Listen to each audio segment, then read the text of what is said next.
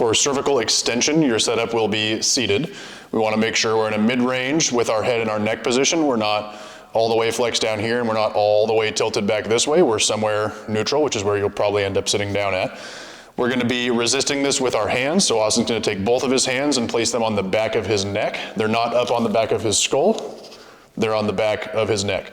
Now what he's going to be trying to do here is he's going to be trying to push his neck back into his hands while these clasped fingers keep it from moving back that direction. So if he didn't have his hands there and the motion was actually happening, it would look like this.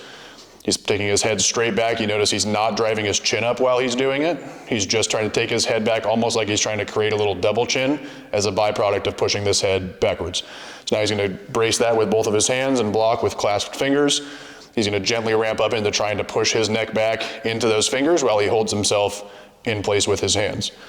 Muscles you should feel engaging here, they run up and down the back of your neck under where your fingers are and also down into the thoracic spine, kind of in between your shoulder blades a little bit, so you can feel that engagement through all those different positions.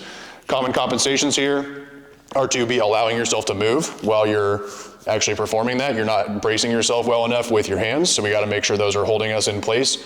Easiest way to do that is by ramping up gently and making sure you're maintaining that same position versus just throwing yourself into the isometric.